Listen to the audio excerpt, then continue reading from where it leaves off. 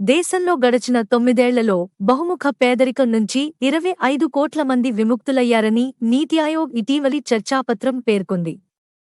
తమ ప్రభుత్వం అసాధ్యాన్ని సుసాధ్యం చేసిందని ప్రధాని మోదీ ఉద్ఘాటించారు. నిపుణులు, విశ్లేషకులు మాత్రం నీతి ఆయోగ్ నివేదిక అసత్యమంటూ కొట్టిపారేశారు. భారత్లో 25 కోట్ల మంది బహుముఖ పేదరికం నుంచి బయటపడ్డారన్న చర్చాపత్రాన్ని నీతి ఆయోగ్ సభ్యుడు రమేష్ చంద్, సీనియర్ సలహాదారు యోగేష్ సూరి రూపొందించారు. ఐక్యరాజ్య సమితి అభివృద్ధి సంస్థ యుఎన్డిపి, ఆక్స్ఫర్డ్ విధాన, మానవాభివృద్ధి సంస్థలు నివేదించిన కొన్ని అంశాల ఆధారంగా వారు విశ్లేషణ చేపట్టారు. 25 కోట్ల మంది బహుముఖ పేదరికం నుంచి బయటపడటాన్ని కేవలం గణాంకాల రూపంలో చూడకూడదని, పేదరికం నుంచి విముక్తమైన ప్రతి భారతీయుడు ప్రభుత్వ సంక్షేమ పథకాల విజయానికి ప్రతీక అని ప్రధాని మోదీ వ్యాఖ్యానించారు. భారత్ను ప్రపంచంలో 5వ అతిపెద్ద ఆర్థిక వ్యవస్థగా నిలిపి 4వ స్థానానికి పరుగు తీస్తున్నామని కేంద్ర ప్రభుత్వం చెబుతోంది. ఈ పరిస్థితుల్లో కొన్ని కీలక ప్రశ్నలు తలెత్తుతున్నాయి. జాతీయ బహుముఖ పేదరిక సూచీ ఎన్ఎంపీఏ ని అంచనా వేయడానికి అనుసరించిన పద్ధతులు ప్రామాణికమైనవేనా? ఆకలి, పేదరికం లేని వికసిత భారతం 2047 కలలా నిజంగానే సాకారమవుతుందా? అసమగ్ర సమాచారంతో లెక్కలు. ఆరోగ్యం, విద్య, జీవన ప్రమాణాల్లో వెనకబాటును బహుముఖ పేదరికం ఎన్డీపీ గా పరిగణిస్తారు. 2030 కలలా బహుముఖ పేదరికాన్ని సగానికి సగం తగ్గించాలన్న ఐరాస సుస్థిరాభివృద్ధి లక్ష్యాన్ని ఎస్డీజీ 2 అందుకునే దిశగా భారత్ వేగంగా పురోగమిస్తోందని 2005-06 నుంచి నీతి ఆయోగ్ వెలువరిస్తున్న నివేదికలు చాటుతున్నాయి. పోషణ్ పథకం, రక్తహీనత సమస్యల్లేని భారత్, ఉజ్వల యోజన వంటి వాటి వల్ల బహుముఖ పేదరికం తగ్గిందని నీతి ఆయోగ్ చర్చాపత్రం తెలిపింది.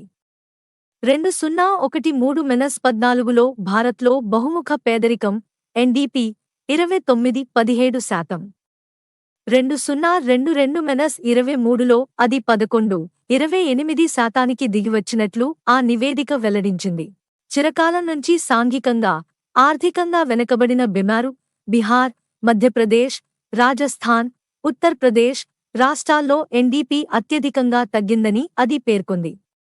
ఉత్తరప్రదేశ్లో 5.91 కోట్ల మంది, బీహార్లో 3.77 కోట్లు, మధ్యప్రదేశ్లో 2.30 కోట్లు, రాజస్థాన్లో 1.87 కోట్ల మంది బహుముఖ పేదరికం నుంచి విముక్తులయ్యారని వివరించింది.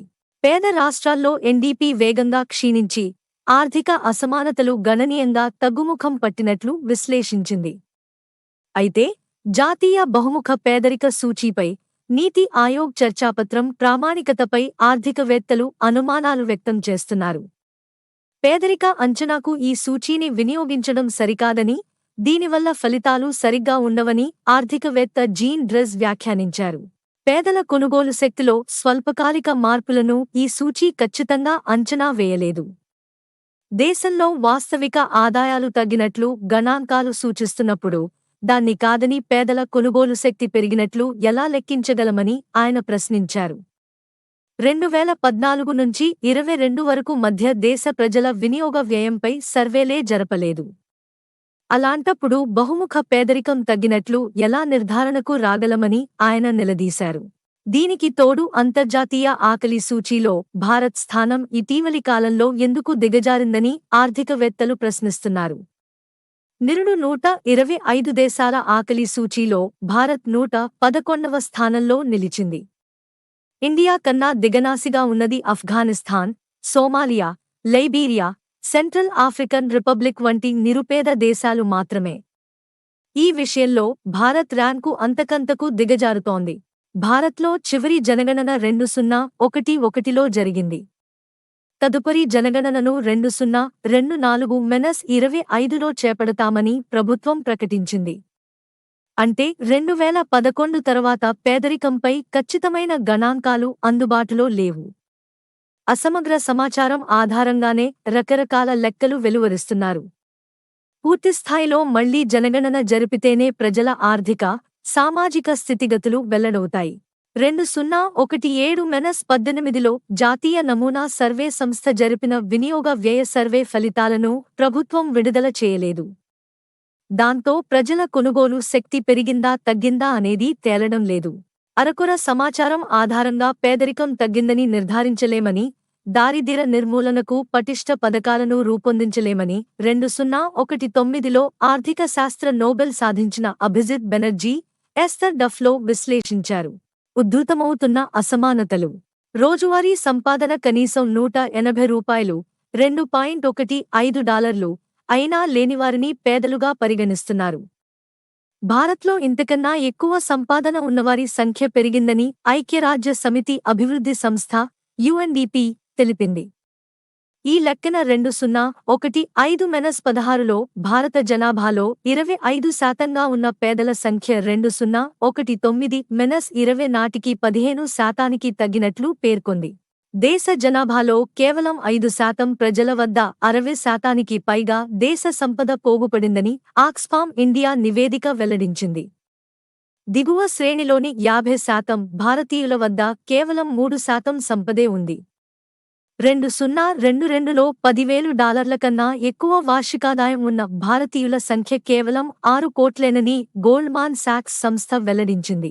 72 కోట్ల మంది కేవలం $1,500 వార్షికాదాయంతోనే సరిపెట్టుకోవాల్సి వస్తోంది. ఆదాయాల్లో ఉంటున్న తీవ్ర వ్యత్యాసాలు భారతదేశ సామాజిక, ఆర్థిక అభివృద్ధిని దారుణంగా దెబ్బతీస్తున్నాయి. స్పష్టత కరువు. ప్రపంచ దేశాలు అన్ని విధాలుగా పేదరికాన్ని నిర్మూలించాలని ఐక్యరాజ్య సమితి ప్రథమ సుస్థిరాభివృద్ధి లక్ష్యం నిర్దేశిస్తోంది. భారత్లో 57% జనాభాకు, అంటే 81 కోట్ల మందికి ప్రధానమంత్రి గరీబ్ కళ్యాణ్ యోజన కింద ఉచితంగా ఆహార ధాన్యాలను సరఫరా చేయాల్సి వస్తోంది. కోవిడ్ దరిమిలా 2020 ఏప్రిల్లో ప్రవేశపెట్టిన ఈ పథకానికి పెద్ద మొత్తంలో ఖర్చు అవుతోంది. ఇప్పుడు దీన్ని 2028 వరకు పొడిగించారు. 81 కోట్ల మందికి ఉచిత ఆహార ధాన్యాలను సరఫరా చేయాల్సిన పరిస్థితులు ఉన్నప్పుడు దేశంలో పేదరికం తగ్గిందని ఎలా చెప్పగలం? గరీబ్ కళ్యాణ్ యోజన ఉచిత వరమా లేక పేదరిక నిర్మూలన కార్యక్రమమా అనే అంశంపై స్పష్టత లేదు.